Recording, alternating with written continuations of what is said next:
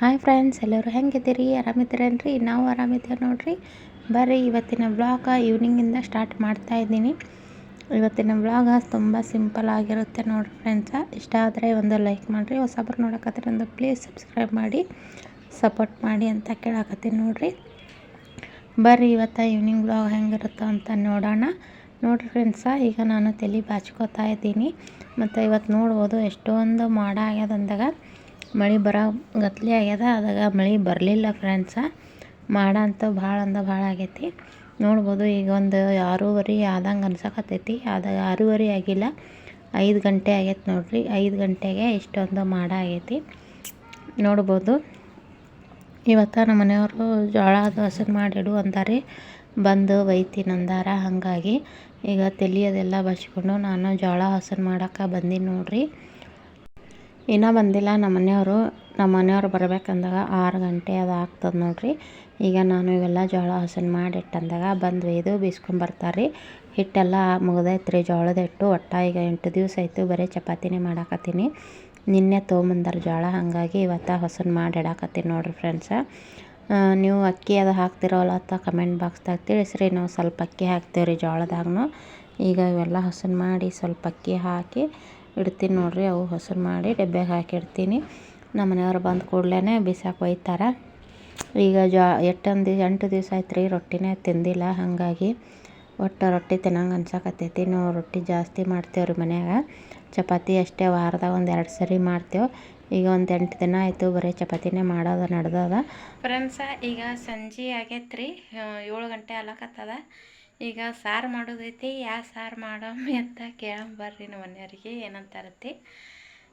ನಾ ಕುಕ್ಕರ್ದಾಗ ಮುಂಜಾನೆ ಮಾಡಿದ್ದು ಭಾಳಷ್ಟು ಅನ್ನ ಅದ ರೀ. ಬ್ಯಾಳೆ ಹಚ್ಬೇಕಂದಾಗ ಈಗ ಬೊಗಣೆ ಹಾಕಾಗ ಲೇಟ್ ಆಗ್ತದ. ಕುಕ್ಕರ್ ಬೇಕು, ಮತ್ತು ಅದು ಅನ್ನ ತೆಗೆದು ಮತ್ತು ಕುಕ್ಕರ್ ತಳದು ಮಾಡ್ಬೇಕಾಗ್ತದ ರೀ. ಹಾಗಾಗಿ ಯಾವ ಸಾರು ಮಾಡೋಣ ಅಂತ ಕೇಳೋಣ ಬರ್ರಿ.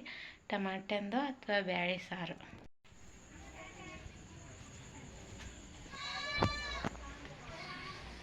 ಸಾರು ಮಾಡ್ರಿ. ಯಾವಾಗ ಮಾಡಿ? ಟಮಾಟನ್ ಸಾರು ಬ್ಯಾಳೆ ಸಾರು? ಟಮಾಟನ್ ಸಾರು. Okay, done. ಈಗ ಕ್ವಿಕ್ ಆಗಿ ನಾನು ಟಮಾಟನ್ ಸಾರು ಯಾವ ರೀತಿ ಮಾಡ್ತೀನಿ ಅಂತ ನಿಮ್ಮ ಜೊತೆನೂ ಶೇರ್ ಮಾಡ್ತೀನಿ ಬರ್ರಿ. ಈಗ ಸಾರು ಮಾಡೋಕೆ ಏನೇನು ತೊಗೊಂಡೇನಂತ ತೋರಿಸ್ತೀನಿ ನೋಡ್ರಿ. 2 ಟೊಮೊಟೊ, ಒಂದು ಸ್ವಲ್ಪ ಹುಣಸಿನ್ಕಾಯಿ, ಅಲ್ಲ ಮತ್ತು ಜೀರಿಗೆ ಮತ್ತು ಖಾರ ತೊಗೊಂಡೆ ನೋಡ್ರಿ. ಇವೆಲ್ಲ ಮಿಕ್ಸರ್ಗೆ ಹಾಕ್ಕೊಂಡು ಬರಬೇಕು. ಸ್ವಲ್ಪ ಶೇಂಗಾ ಅದ್ರಾಗ ಹುರಿದು ಹಾಕಬೇಕು ನೋಡ್ರಿ ಫ್ರೆಂಡ್ಸ. ತುಂಬ ಸಿಂಪಲಾಗಿ ಮತ್ತು ಅಷ್ಟೇ ಸೂಪರಾಗಿ ಆಗಿರ್ತದೆ. ಒಮ್ಮೆ ಈ ಥರ ಕ್ವಿಕ್ಕಾಗಿ 5 ನಿಮಿಷದಾಗ ಸಾರು ಯಾವ ರೀತಿ ಮಾಡೋದಂತ ತೋರಿಸ್ಕೊಟ್ಟಿನಿ ನೋಡ್ರಿ. ಅಷ್ಟು ರುಚಿನೇ ಆಗ್ತದೆ.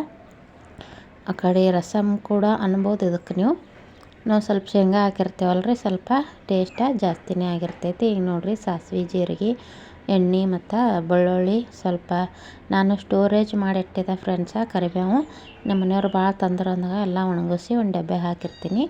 ಅದು ಕೂಡ ಹಾಕೀನಿ. ಈಗ ಮಿಕ್ಸರ್ಗೆ ಏನು ಹಾಕಿದೆ ನೋಡ್ರಿ, ನಾವು ಶೇಂಗಾ, ಬೆಳ್ಳುಳ್ಳಿ ಇಲ್ಲ, ಅಲ್ಲ ಮತ್ತು ಟಮಾಟ, ಹುಣಸಿನ ಹಣ್ಣು ಮತ್ತು ಇದು ಜೀರಿಗೆ ಅದೆಲ್ಲ ಮಿಕ್ಸರ್ಗೆ ಹಾಕಿದ್ದು ನೋಡ್ರಿ.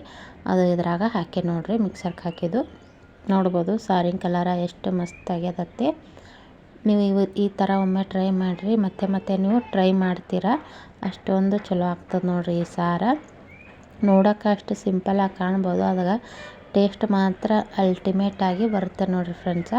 ಈಗ ನೋಡ್ರಿ ನಾನು ರುಚಿಗೆ ತಕ್ಕಷ್ಟು ಉಪ್ಪು ಹಾಕಾಕತ್ತೀನಿ ಮತ್ತು ಸ್ವಲ್ಪ ಸಕ್ಕರೆ ಹಾಕ್ಬೇಕ್ರಿ. ಇಲ್ಲಾಂದಾಗ ಬೆಲ್ಲ ಹಾಕೋಕ್ಕೂ ನಡಿತೈತಿ.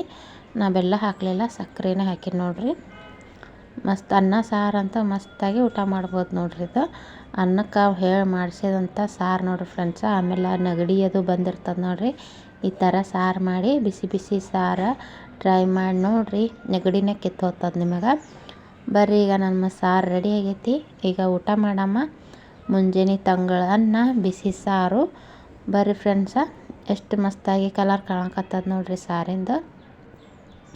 ನಾವು ಮುಂಜಾನೆ ಆಲೂಗಡ್ಡೆ ಪಲ್ಯ ಮಾಡಿದ್ರಿ, ಅದು ನಮ್ಮ ಮನೆಯವರಿಗೆ ಕೊಟ್ಟನ ಚಪಾತಿಯಾಗಿ ತಿರ್ಲಕ್ಕೆ. ಅವರಿಗೆ ನಾ ಸಾರು ಹಚ್ಕೊಂಡೆ ಚಪಾತಿ ತಿದ್ದು ನೋಡ್ರಿ ಫ್ರೆಂಡ್ಸ.